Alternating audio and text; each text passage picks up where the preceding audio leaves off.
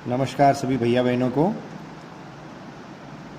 पिछली बार अपन ने केंद्र सरकार की परियोजनाएं और राजस्थान की बहुउद्देशीय परियोजनाओं को पढ़ा था। आज अपन पढ़ने वाले हैं राजस्थान की अन्य परियोजनाएं। तो अन्य परियोजनाओं में राजस्थान नहर या इंदिरा गांधी नहर परियोजनाओं के बारे में पढ़ेंगे। तो राजस्थान में थार मरुस्थल में पेयजल आपूर्ति, व्यर्थ भूमि के उपयोग तथा अंतर्राष्ट्रीय सीमा पर आबादी बसाने के उद्देश्य से सतलज एवं व्यास के संगम पर स्थित हरिके बैराज से इस नहर को निकाला गया। वापस ध्यान रखना क्या किया अपन ने कि राजस्थान में जो थार मरुस्थल है, जो रेगिस्तान वाला भाग है, उस रेगिस्तान वाले भाग में पेयजल की आपूर्ति के लिए और व्यर्थ भूमि के उपयोग, जो वहाँ पर बंजर भूमि पड़ी हुई है, उस भूमि के उपयोग और अंतर्राष्ट्रीय सीमा पर आबादी बसाने के उद्देश्य से, अंतर्राष्ट्रीय सीमा पर जो अपने भारत पाकिस्तान की जो सीमा है वो अंतर्राष्ट्रीय सीमा है, और उस अंतर्राष्ट्रीय सीमा पर आबादी बसाने के उद्देश्य से सतलज एवं व्यास के संगम के पर स्थित हरिके बैराज से इस नहर को निकाला गया। यह नहर भारत ही नहीं बल्कि एशिया की सबसे बड़ी मानव निर्मित नहर है। यह नहर भारत ही नहीं बल्कि एशिया जो महाद्वीप है उसमें सबसे बड़ी मानव निर्मित नहर है, जिसकी कुल लंबाई 649 किलोमीटर है।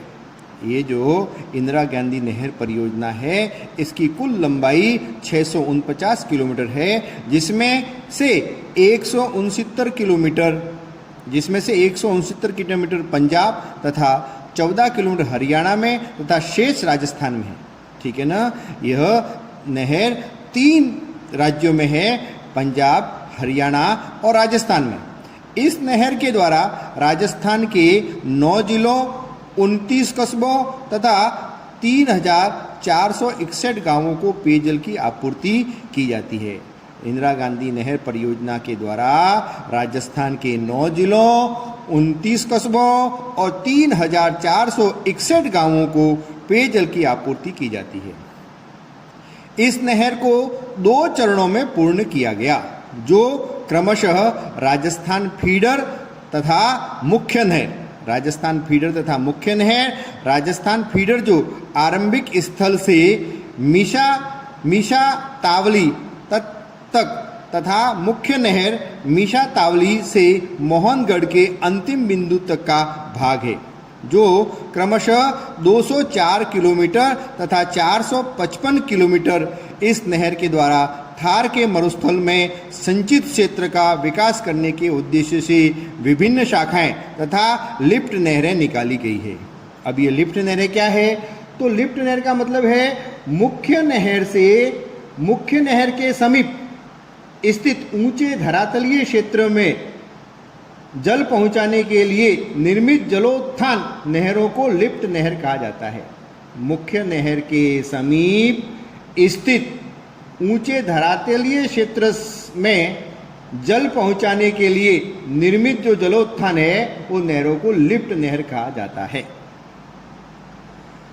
अंतर्राष्ट्रीय सीमा की ओर अर्थात पश्चिमी सीमा पर 9 शाखाएं ढाल के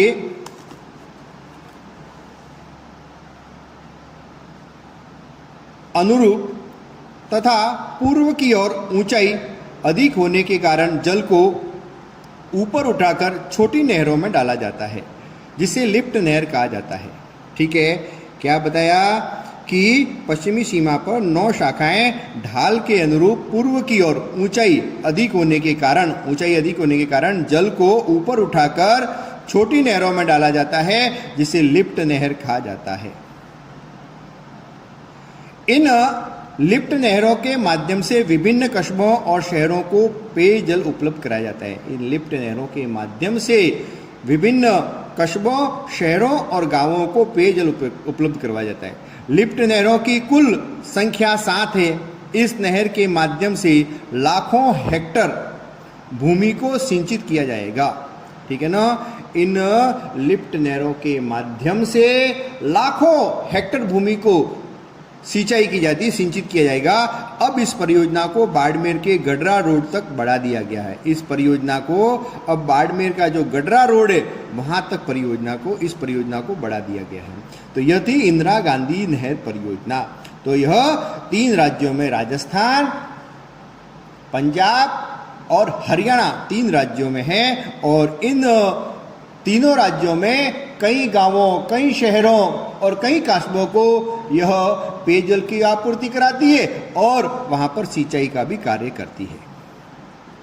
फिर उसके बाद में अन्य परियोजना में, इंदिरा गांधी नहर परियोजना के बाद में है जाखम परियोजना। अब ये जाखम परियोजना क्या है? तो जाखम नदी पर चित्तौड़गढ़, उदयपुर व प्रतापगढ़ के आदिवासी क्षेत्रों में विकास हेतु सिंचाई योजना के लिए अनूपपुरा में जाखम बांध बनाया गया।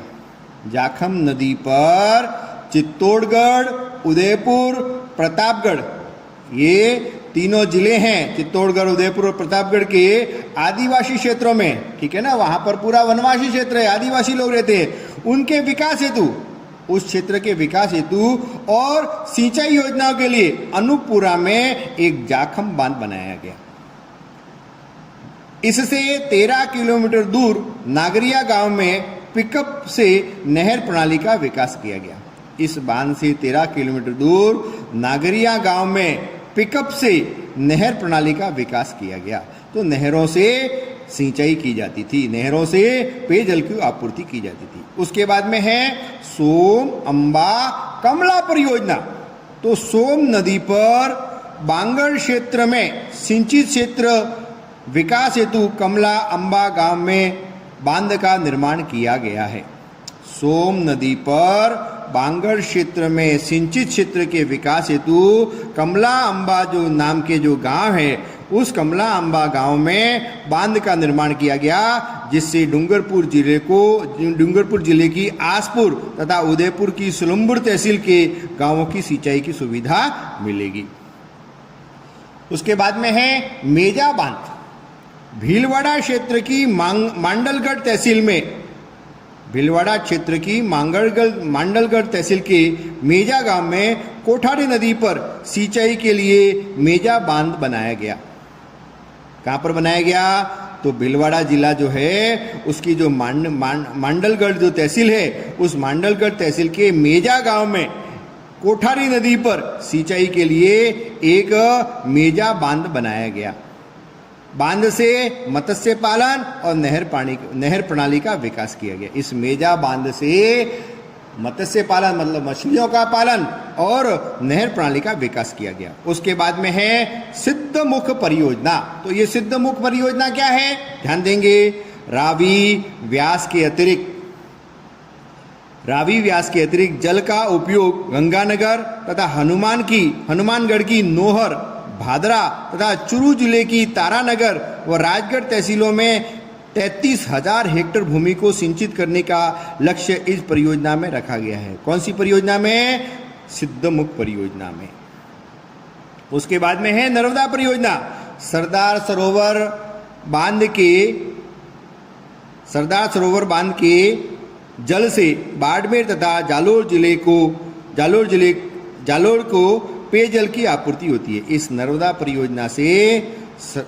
परियोजना जो है वो सरदार सरोवर बांध के ऊपर है और इसके जल से बाड़मेर तथा जालोर जिले को पेयजल की आपूर्ति होती है। फिर उसके बाद में है जवाई बांध परियोजना। ये जवाई बांध परियोजना है वो पश्चिमी राजस्थान में लूणी की सहायक, पश्चिमी राजस्थान का मतलब जालोर जिला, पाली जिला, जोधपुर जिला, ये सब पश्चिमी राज्य है। बाड़मेर जिला तो राजस्थान में, पश्चिमी राजस्थान में लूणी की सहायक जवाई नदी पर एरनपुरा पाली में बांध बनाया गया। ठीक है ना। आप जाते हैं सुमेरपुर से आगे तो एरनपुरा करके गांव है, उस एरनपुरा गांव में एक जवाई बांध बनाया गया है, जिसको हम सब जानते हैं। हमारे में से कई लोगों ने इसको देखा हुआ भी है क्योंकि हमारे पास में पड़ता है। यह बांध 176 किलोमीटर जिसमें 176 किलोमीटर नहर निकालकर पाली व जालोर में सिंचाई की जाती है। ठीक है ना। इस बांध पर 176 किलोमीटर नहर निकालकर और आसपास के जितने भी खेत है उन खेतों में और सिंचाई की जाती है। फिर उसके बाद में है पांचना बांध। करौली जिले में गुडला गांव के समीप, करौली जिले के गुडला गांव के समीप 5 नदियां बरखेड़ा, भद्रावती, माची, भैंसावट तथा अटा के संगम पर मिट्टी का बांध बनाया गया है, जिसमें टोड़ा भीम, हिंडोन, गंगापुर के गांवों को सिंचित किया जाता है। ठीक है ना, वापस पढ़ता हूँ, ध्यान देना। इसमें पांचना जो बांध है वो करौली जिले में गुडला गांव के समीप, कहाँ पर? करौली जिले का एक गुडला गांव है, उसके समीप 5 नदियां। कौन कौन सी 5 नदियां? तो बरखेड़ा, भद्रावती, माची, भैंसावट तथा अटा के संगम पर मिट्टी का बांध बनाया गया है। मिट्टी का बांध बनाया है जिसमें टोड़ा भीम, हिंडोन, गंगापुर के गांवों को सिंचित किया जाता है।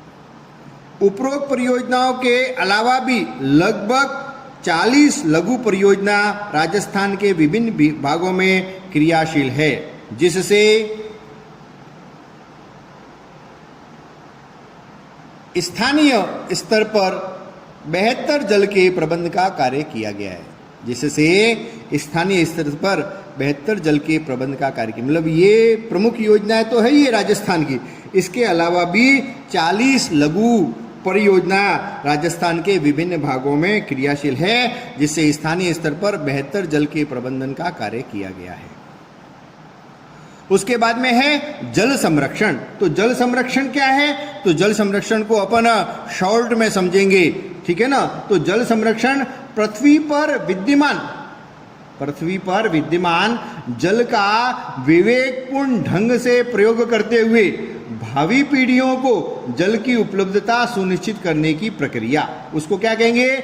जल संरक्षण। वापस पढ़ता हूं, एक बार ध्यान रखना। पृथ्वी पर विद्यमान जो जल है, पृथ्वी पर जितना जल है उसका विवेकपूर्ण ढंग से प्रयोग करते हुए, मतलब अच्छे ढंग से प्रयोग करते हुए हमारी जो भावी पीढ़ियां हैं उन भावी पीढ़ियों को जल की उपलब्धता सुनिश्चित करने की जो प्रक्रिया है वह जल संरक्षण है। इसको अपन विस्तार से पढ़ेंगे। जल संरक्षण को ध्यान देना ठीक प्रकार से। तो प्राकृतिक जल के न्यायोचित उपयोग को सुनिश्चित करना, प्राकृतिक जल जो प्रकृति के द्वारा हमको पानी प्राप्त होता है उसको न्यायोचित उपयोग कर, न्याय के अनुसार उपयोग, जितना आवश्यकता है उतना उपयोग कर, उस उपयोग को सुनिश्चित करना। प्राप्त जल संसाधन का समुचित प्रबंधन करना ही जल संरक्षण की विद्या का अहम लक्ष्य है। किसी स्थान पर वर्षा जल का उचित जल प्रबंधन कर, किसी स्थान पर वर्षा जल का उचित जल प्रबंधन कर संग्रहण करना भी जल संरक्षण का एक हिस्सा है। मानसूनी काल में प्राप्त अतिरिक्त जलों को बांधों, तालाबों, झीलों अथवा छोटे जल स्रोत में इकट्ठा करके इसे वर्ष के शेष भाग में प्रयोग किया जा सकता है। जब बारिश का समय होता है, अभी जैसे बारिश का समय है, तो उस बारिश के समय में प्राप्त जो जल है उसको बांधों में, तालाबों में, झीलों में और छोटे जल स्रोतों में इकट्ठा कर इसे वर्ष के शेष भाग में प्रयोग किया जा सकता है। भारतीय परंपरा के अनुसार जल को अमृत के समान माना है। भारत की परंपरा के अनुसार जल को अमृत के समान माना है। जल संसाधन के प्रति संवेदनशीलता के कारण ही देश के शासकों, सेठ, साहूकारों तथा आम नागरिकों ने गांवों तथा नगरों में कुएं, बावड़ी, तालाब और झीलों का निर्माण करवाया। ठीक है ना। भारतीय परंपरा के अनुसार जल को अमृत के समान माना है और जल संसाधन के प्रति संवेदनशीलता के कारण ही देश के जो शासक थे, सेठ थे, साहूकार थे, आम नागरिक थे, उन्होंने गांवों, नगरों में कुएं, बावड़ी, तालाब और झीलों का निर्माण करवाया। प्राचीन भारत में जल संरक्षण के प्रति सद्भावना थी। ठीक है ना। पहले के लोग पानी के प्रति, उनकी जल के प्रति सद्भावना थी। इस कारण भारत में सिंधु सभ्यता की खुदाई से कुंड, कूप और नहरों के साक्ष्य मिले हैं। जब अपन सिंधु घाटी सभ्यता की खुदाई हुई तो उसमें से कुंड मिले, बड़े बड़े कुएं मिले और नहरों के साक्ष्य मिले। कौटिल्य के अर्थशास्त्र के अनुसार चंद्रगुप्त मौर्य ने सुदर्शन झील का निर्माण कराया था। अंडरलाइन करेंगे इसको, परीक्षा में आ सकता है। चंद्रगुप्त ने कौन सी झील का निर्माण करवाया था? तो हम सब कहेंगे चंद्रगुप्त ने सुदर्शन झील का निर्माण करवाया था।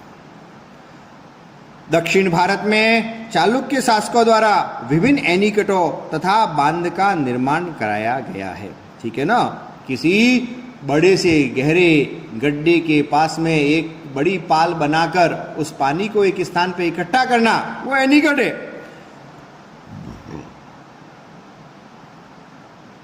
तो उस एनीकटों तथा बांधों का निर्माण करवाया गया दक्षिण भारत में चालुक्य शासकों द्वारा। राजस्थान में जल संरक्षण के प्रति संवेदनशीलता परंपरागत रही है। राजस्थान में जल के प्रति जो संवेदनशीलता है वो पहले से ही परंपरागत रही है, क्योंकि वर्षा की कमी तथा सूखे की आशंका यहाँ हमेशा बनी रहती है। राजस्थान में वर्षा की कमी, इस साल बारिश हुई, पिछले साल हुई नहीं थी, इस साल भी कम हो रही है। ठीक है ना, तो वर्षा की कमी और सूखे की आशंका हमेशा यहाँ पर बनी रहती है राजस्थान में। इसी कारण स्थानीय राजाओं तथा साहूकारों द्वारा बावड़ी, झालरा, नाड़ी, कुई तथा जोहड़ों का निर्माण करवाया गया, जो कि स्थानीय जनता के पेयजल के स्रोत रहे हैं। ठीक है ना, यहाँ के राजा महाराजाओं ने और साहूकारों ने यहाँ पर बावड़ियाँ बनाई, झालरा बावड़ी बनाई, नाड़ी बनाई, कुई बनाई, जोहड़ों का निर्माण करवाया और स्थानीय जनता के पेयजल स्रोत रहे हैं। साथ ही छोटे व बड़े बांध, खड़ीन तथा एनीकट पेयजल के साथ साथ सिंचाई के लिए भी उपयोगी रहे हैं। अब ये खड़ीन क्या है? तो खड़ीन का मतलब है जैसलमेर जिले में जो पालीवाल ब्राह्मण थे, उन पालीवाल ब्राह्मणों द्वारा निर्मित जल संरक्षण और जल प्रबंध की ऐसी तकनीक जो कृषि के पेयजल के लिए सर्वाधिक उपयुक्त मानी जाती है, उसको खड़ीन कहेंगे। जैसलमेर जिले में जो पालीवाल ब्राह्मण थे, उन पालीवाल ब्राह्मणों द्वारा निर्मित जल संरक्षण और जल प्रबंध की ऐसी तकनीक जो कृषि और पेयजल के लिए सर्वाधिक उपयुक्त मानी जाती थी, उसको अपन खड़ीन कहेंगे। उसके बाद में है राजस्थान में परंपरागत जल संरक्षण के रूप। तो उसमें सबसे पहले है बावड़ी। क्या है? बावड़ी। तो बावड़ी किसको कहेंगे? तो राजस्थान में जल संरक्षण का एक परंपरागत स्रोत जिसका आकार प्रायः चौकोर होता है, वर्तुलाकार होता है, आयताकार होता है। ठीक है ना, आपने बहुत सारी बावड़ियाँ गांवों में देखी होगी, अपने सिरोही शहर में भी बहुत सारी बावड़ियाँ है। ठीक है ना, अपना सिरोही का जो बहुत अच्छा मंदिर जो रामझुर का मंदिर है, वहाँ पर एक बावड़ी है, चंपा बावड़ी, उसके बावड़ी है, झालरा बावड़ी, ऐसी बहुत सारी बावड़ियाँ अपनी सिरोही में हैं। तो बावड़ी चतुष्कोणीय, गोल व वर्तुल आकार में निर्मित जल स्रोत जिसके प्रवेश मार्ग से मध्य मार्ग तक ईंटों तथा कलात्मक पत्थरों का प्रयोग किया जाता है। जिसके प्रवेश मार्ग से मध्य मार्ग तक ईंटों तथा कलात्मक पत्थरों का प्रयोग किया जाता है। कुछ आकृतियां बनाई जाती है, कुछ मूर्तियां बनाई जाती है, उसका प्रयोग होता है। इसके आगे आंगननुमा भाग होता है। इन भागों तक पहुंचने के लिए सीढ़ियां बनी रहती है। ठीक है ना, आंगननुमा भाग होता है, उन भागों तक पहुंचने के लिए सीढ़ियां बनी रहती है। इन सीढ़ियों पर कलात्मक मेहराब, स्तंभ व झरोखे होते हैं। इन झरोखों में स्थानीय जल देवता की मूर्तियां होती है, स्थानीय जल देवताओं की मूर्तियां होती है। राजस्थान में बावड़ियों का निर्माण व उपयोग व्यक्तिगत एवं सामाजिक दोनों स्तरों पर होता आया है। राजस्थान में बावड़ियों का जो निर्माण है वो निर्माण वो उपयोग व्यक्तिगत और सामाजिक दोनों स्तरों पर होता आया है। समाज के लिए भी काम आती थी और व्यक्तिगत भी काम आती थी। बावड़ियाँ राज्य के प्रायः सभी जिलों में मिलती है। ठीक है ना, बावड़ियाँ अपने राजस्थान के सभी जिलों में मिलेगी। बूंदी शहर की जो बावड़ियाँ है, बूंदी शहर को बावड़ियों की अधिकता के कारण city of palace, city of step wells कहा जाता है। बूंदी शहर को बावड़ियों की अधिकता के कारण सिटी ऑफ स्टेप वेल्स कहा जाता है।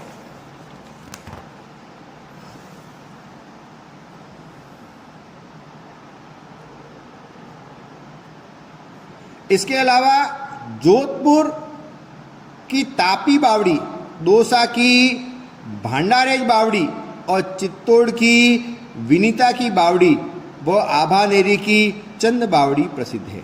ठीक है ना। जोधपुर की तापी बावड़ी, दौसा की भांडारेज बावड़ी, चित्तौड़ की विनीता बावड़ी और आभानेरी चांदा बावड़ी प्रसिद्ध है। ठीक है ना। चित्तौड़ की विनीता बावड़ी और आभानेरी की चांद बावड़ी प्रसिद्ध है। ठीक है। आप देखो ये बावड़ी आप देख रहे हो कैसी बावड़ी है, कितनी बढ़िया बावड़ी बनी हुई है। चित्र में देखिए आप, ये आभानेरी चांद बावड़ी जो है वो इस प्रकार की बावड़ी बनी हुई है। देखो चारों तरफ सीढ़ियाँ बनी हुई है। ठीक है। एक आंगननुमा भाग भी है। ठीक है। तो आभानेरी की चांद बावड़ी और उसका वर्णन लिखा हुआ है। उसके बाद में अपन पढ़ेंगे तालाब के बारे में।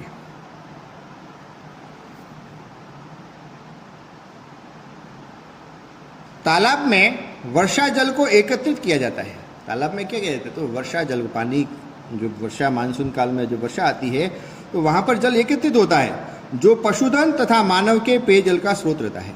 जो पशुओं के लिए और मनुष्य के पेयजल का स्रोत रहता है। उन तालाबों में वर्ष भर तक पानी बना रहता है, तो उसके कारण कुओं में भी पानी बना रहता है।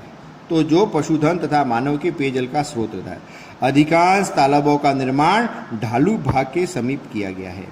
इन तालाबों के निर्माण में धार्मिक और सामाजिक भावना जुड़ी रहती है। ठीक है ना। तालाब पूजन का बड़े बड़े कार्यक्रम हमारे राजस्थान में होते हैं। ठीक है ना। उससे में धार्मिक भावना जुड़ी रहती है। इस कारण इसका संरक्षण, सुरक्षा आसानी से हो जाती है। इस कारण से इसका संरक्षण और सुरक्षा, धार्मिक भावना जुड़ी रहती है, इसके लिए इसका संरक्षण और सुरक्षा भी आसानी से हो जाती है। राजस्थान के प्रमुख तालाब जो तत्कालीन समय में जल स्रोत रहे हैं वो पाली में हेमाबास तालाब, पाली में हेमाबास तालाब जो जल के प्रमुख स्रोत रहे हैं। भीलवाड़ा में सरेरी तथा मेजा तालाब, चित्तौड़गढ़ में बानकिया तथा सेनापानी तालाब, जैसलमेर जिले में गड़ीसर और गजरूप सागर तालाब प्रसिद्ध रहे हैं। ठीक है ना।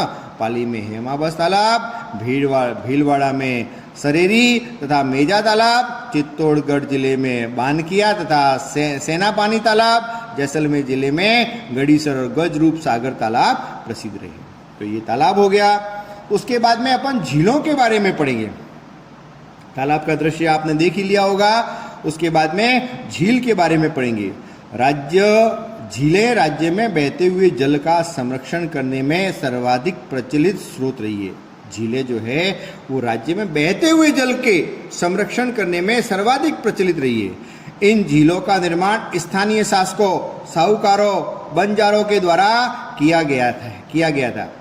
ये पेयजल के साथ साथ सिंचाई के साधन के रूप में प्रचलित रही है। ये जो झीलें हैं वो पेयजल के साथ साथ में खेती के लिए भी साधन के रूप में प्रचलित है। इन झीलों से नहरें निकालकर समीप के भागों में सिंचाई कार्य किया जाता था। इन झीलों से नहरें निकालकर समीप के भागों में सिंचाई किया जाता था। यह झीलें स्थानीय आर्थिक तथा सामाजिक विकास में सहायक रही है। अकाल तथा सूखे के समय में झीलें जीवनदायिनी रही है। ठीक है ना। जब भी सूखा पड़ता था, अकाल पड़ता था, यही झीलें, इसी के पानी से जीवन मिलता था। इन झीलों में अजमेर की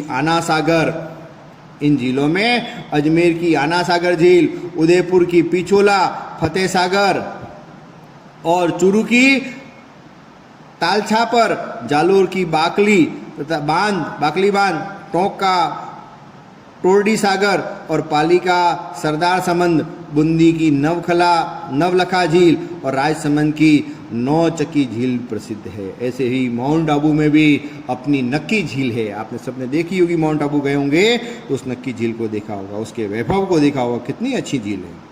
तो ये देखो पुष्कर की झील का एक बहुत अच्छा चित्र दिया हुआ है। उसके बाद में राजसमंद की नौचक्की झील, ये राजसमंद की नौचक्की झील है, ये भी बहुत अच्छी झील है। उसके पश्चात अपन पढ़ेंगे झीलों के बाद में पढ़ेंगे नाड़ी। क्या पढ़ेंगे? नाड़ी। सामान्यतः तालाब का छोटा रूप होता है। नाड़ी जो होता है वो तालाब का छोटा रूप होता है। यह पश्चिम राजस्थान में अधिकांशतः पाई जाती है। नाड़ी में रेतीले मैदान मैदानी भाग के निचले क्षेत्रों में वर्षा जल को एकत्रित किया जाता है। नाड़ी में जो रेतीले मैदानी भाग है उसके निचले क्षेत्र में कहीं खड्डा होता है, उस खड्डे में वर्षा जल को एकत्रित किया जाता है। ठीक है।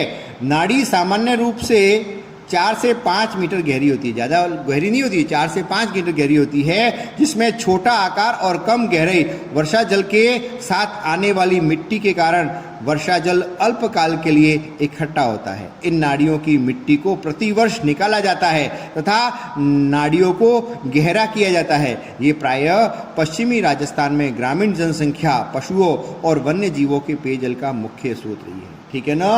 दूर दराज वनों में, ठीक है ना, वनों में, जंगलों में जहाँ पानी की कहीं व्यवस्था नहीं होती है वहाँ पर ये नाड़ियाँ बनाई गई है। नाड़ियों में पानी इकट्ठा होता है अल्पकाल के लिए और वहाँ पर ये पशु जो है वो पानी पीते हैं, वन्य जीव पानी पीते हैं। तो ये जो नाड़ी का चित्र देखो, 2 महिलाएं मटकियाँ लेकर नाड़ी पर पानी भरने के लिए जा रही है। उसके बाद में टाका। यह पश्चिमी राजस्थान में परंपरागत जल संग्रहण तथा जल संरक्षण स्रोत है, जो कि प्रत्येक घर और खेत में भूमि में 5 से 6 मीटर गहरा खड्डा खोदकर बनाया जाता है। भूमि के अंदर 5 से 6 मीटर गहरा खड्डा खोदकर बनाया जाता है। इसके ऊपरी भागों को पत्थर तथा स्थानीय उपलब्ध संसाधनों से ढक दिया जाता है। देखिए, ये निर्मित टाका जो आप देख रहे हैं, उन्नत तकनीक से ये निर्मित टाका है। और फिर एक आगे देखो, आगोर से युक्त टाका। ठीक है ना। आगोर से युक्त मतलब टाका जब भर जाता है तो उसमें से पानी बाहर निकलता है, जिसमें घरों की छतों तथा आगोर से आने वाले वर्षा जल का संग्रहण कर दिया जाता है। ठीक है ना। वर्षा जल का संग्रहण किया जाता है। ठीक है ना। ऊपर जो छत पे पानी इकट्ठा होता है वो पानी व्यर्थ नहीं जाए तो उस पानी को टाके में डाल दिया जाता है। इसके आंतरिक भाग में राख तथा बजरी का लेप कर दिया जाता है। इसके आंतरिक भाग में, अंदर के भाग में राख तथा बजरी का लेप कर दिया जाता है, जो जल रिसाव और तली के कटाव को रखता है, जिससे जल का रिसाव नहीं होए और तली के कटाव को रोकता है। राजस्थान में जल स्वावलंबन योजना तथा अन्य योजनाओं में इन टाकों का निर्माण किया जा रहा है। उसके बाद में है जोहड़। ठीक है। तो ये जोहड़ क्या है? तो शेखावाटी क्षेत्र, सीकर, झुंझुनू, चूरू में वर्षा जल को एकत्रित करने का स्वरूप है। ठीक है ना। जो शेखावाटी क्षेत्र है, शेखावाटी क्षेत्र कौन कौन से है? जो सीकर है, झुंझुनू है, चूरू है, तो वहां पर जल को एकत्रित करने का जो स्वरूप है वह जोहड़ है। तो यह शेखावाटी क्षेत्र में हरियाणा में वर्षा जल संग्रहण का साधन है। इसका रूप सामान्यतः टाके के समान ही है। ठीक है ना। इसका रूप भी टाके के समान है। ये चौकोर आकार का जोहड़ है और गोल आकार का भी जोहड़ है। ठीक है ना। गोल आकार का भी होता है और चौकोर आकार का भी जोहड़ होता है।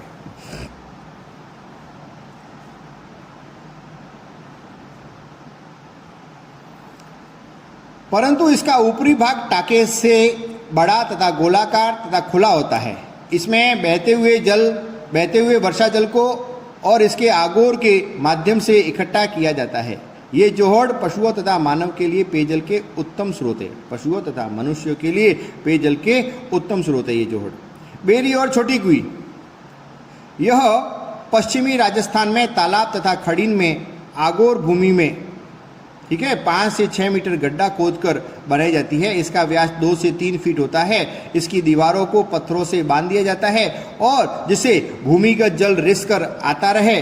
ठीक है ना। भूमि से जो जल है वो रिस कर इसके अंदर आता रहे। इसका उपयोग ग्रीष्म ऋतु में वर्षा जल सूखने के बाद में किया जाता है। इसे स्थानीय भाषा में बेरी कहा जाता है। ठीक है ना। राजस्थान में बेरियां बाड़मेर और जैसलमेर में पाई जाती है। ठीक है। उसके बाद में तालाब व बेरी को क्या कहेंगे? तालाब व खड़ीन की आगोर भूमि में 5 से 6 मीटर गहरा खड्डा खोदकर निर्मित किया जाता है और जल संग्रहण का प्रकार है। ठीक है। उसके पश्चात खड़ीन। ठीक है। तो खड़ीन क्या है? खड़ीन का मैंने आपको बताया था कि जैसलमेर जिले में पालीवाल ब्राह्मणों द्वारा निर्मित जल संरक्षण और जल प्रबंधन की ऐसी तकनीक जो कृषि के पेयजल के लिए सर्वाधिक उपयुक्त मानी जाती है। खड़ीन वस्तुतः अजमेर जिले में मध्यकाल में पालीवाल ब्राह्मणों द्वारा अपनाई गई है। जल संरक्षण तथा जल प्रबंधन की ऐसी तकनीक जो कृषि व पेयजल के लिए सर्वाधिक उपयुक्त मानी गई है। जिसमें पहाड़ी भागों में वर्षा काल में बहते हुए जल को ढालू भागों पर कच्ची तथा पक्की मेड़ दीवार बनाकर रोका जाता है तथा अतिरिक्त जल को इस दीवार के एक भाग से निकाल दिया जाता है, जिससे इसमें लगते दूसरे खड़ीन भूमि को जल मिल सके। इस खड़ीन भूमि में वर्षा जल से भूमिगत जल में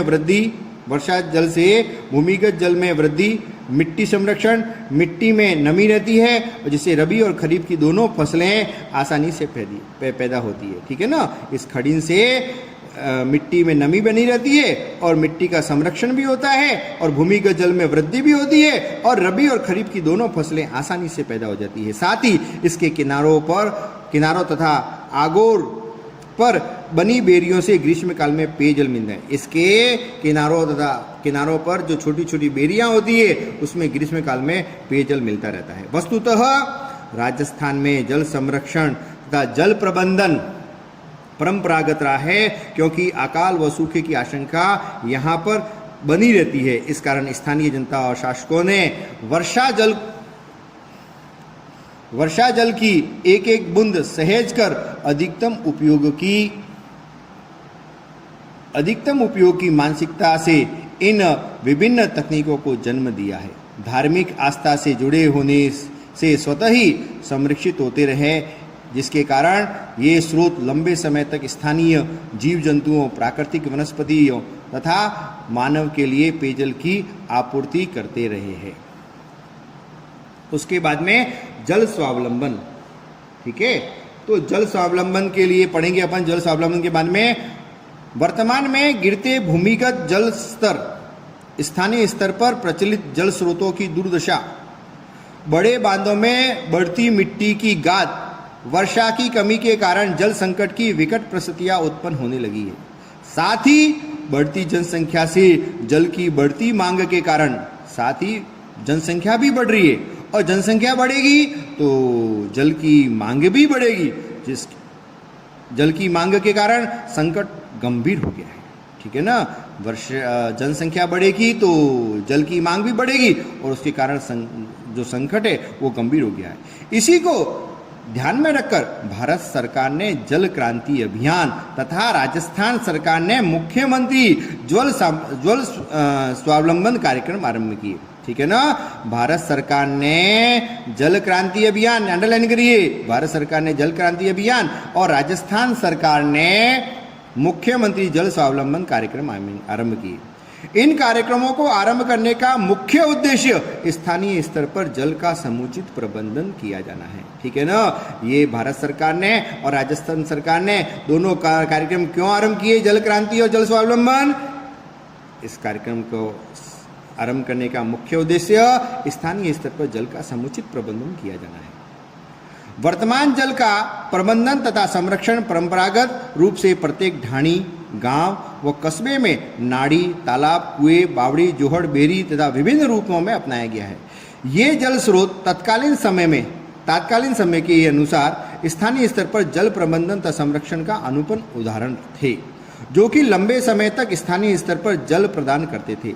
जल प्रबंधन की परंपरागत सुव्यवस्थित तकनीकों से राजस्थान के पश्चिमी भाग में अकाल के समय में भी पर्याप्त मात्रा में जल उपलब्ध हो जाता था। ठीक है ना। इन जल प्रबंधन के कारण और परंपरागत सुव्यवस्थित तकनीकों से राजस्थान के पश्चिम में अकाल के समय भी पर्याप्त जल उपलब्ध हो जाता था, परंतु इन स्रोतों की वर्तमान में उपयोगिता कम होने तथा पर्याप्त संरक्षण के अभाव में यह जर्जर स्थिति में रह गए हैं। ठीक है ना। वर्तमान में उसकी उपयोगिता कम हो गई है, बावड़ी का उपयोग कोई नहीं कर रहा है, झीलों का कोई उपयोग नहीं कर रहा है, बेरियों कुओं का कोई उपयोग नहीं कर रहा है, इसलिए इसकी उपयोगिता कम होने के कारण पर्याप्त संरक्षण के अभाव में इनकी स्थिति क्या हो गई है, जर्जर हो गई है, टूटने लगे हैं। ठीक है ना। या अंदर कहीं कचरा पड़ा है, इस प्रकार की स्थिति हो गई है। वर्तमान समय में जल की कमी से उत्पन्न होने वाले संकट से मुक्ति के लिए जल स्वावलंबन का आवश्यक हो गया है। इसके अंतर्गत क्या करना, तो स्थानीय स्तर पर जल की बचत तथा जल के उपयोग को व्यवस्थित करना, वर्षा जल को स्थानीय स्तर पर संरक्षित कर उसका समुचित प्रबंधन करना, इसमें लक्ष्य रखा गया है कि इन परंपरागत स्रोतों पर स्थानीय स्तर पर पुनर्विकास करके इसका सिंचाई तथा अन्य कार्यों में उपयोग किया जाए। साथ ही स्थानीय स्तर पर वर्षा जल, भूजल का इस प्रकार से उपयोग किया जाए जिससे भविष्य में भी स्थानीय स्तर पर जल की उपलब्धता बनी रहे। ठीक है। उसके बाद में है मुख्यमंत्री जल स्वावलंबन योजना। तो मुख्यमंत्री जल स्वावलंबन योजना क्या है? तो राजस्थान सरकार के द्वारा मुख्यमंत्री जल स्वावलंबन योजना में ग्रामीण स्तर पर जल ग्रहण क्षेत्र को प्राकृतिक संसाधन मानते हुए, जल स्वावलंबन योजना में ग्रामीण स्तर पर जल ग्रहण क्षेत्रों को प्राकृतिक संसाधन मानते हुए स्थानीय स्तर पर राज्य सरकार द्वारा तथा भामाशाहों के सहयोग से जल प्रबंधन कर आत्मनिर्भर करना। जल प्रबंधन कर आत्मनिर्भर करना किसके द्वारा?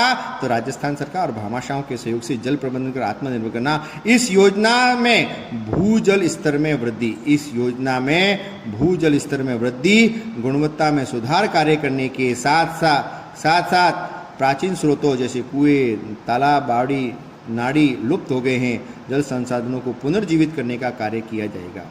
इसमें पंचायत स्तर पर नाड़ियों, तालाबों, कुओं की खुदाई तथा उसकी दीवारों को ठीक करने का कार्य करना और इन जल स्रोतों के जल प्राप्ति क्षेत्रों में आने वाले अवरोधों को हटाकर जल प्राप्ति के मार्ग को दुरुस्त करने का कार्य किया जाना है। इस कार्यक्रम में गैर सरकारी संगठन जितने भी है, धार्मिक ट्रस्ट है, अप्रवासी भारतीय है, स्थानीय ग्रामीणों को भागीदारी से जल ग्रहण क्षेत्रों के उपचार पर कार्य किया जाता है। इसमें deep continuous contour trenches, staggered, farm pond, mini percolation tank, संकलन गली, पिट खड़ीन, जोहर, टाका निर्माण करना है। ठीक है। अब ये जो नाम है इसमें सबका कार्य क्या है? जल ग्रहण करने वाला है। ठीक है ना, पानी के रूप में है। जैसे ये कंटून स्टेंज है, ये कंटून स्टेंज लिखा है तो इसका मतलब है छोटे छोटे गड्ढे, लगातार पानी की नाली के रूप में पानी गिर रहा है, पानी को रोकना है, उसको कंटून क्रिया। ठीक है ना। डीप कंटिन्यूस है तो जल ग्रहण की क्रिया को डीप कंटिन्यूस कहेंगे। फार्म पॉन्ड है, ये फार्म पॉन्ड है तो फार्म पॉन्ड का मतलब है मिट्टी का कटाव रोकना, खेत में एक स्थान पर पानी को रोकना। ठीक है ना, खेत में एक स्थान पर पानी को रोकना, इसको मिट्टी का रहेंगे। तो यह पानी के लिए, जल के प्रबंधन के लिए इस प्रकार के ये नाम दिए गए हैं। श्रृंखलाबद्ध छोटे छोटे एनीकट, मिट्टी के चेक डैम तथा जल संग्रहण ढांचा, नाला स्थिरीकरण के कार्य करना। इसके अलावा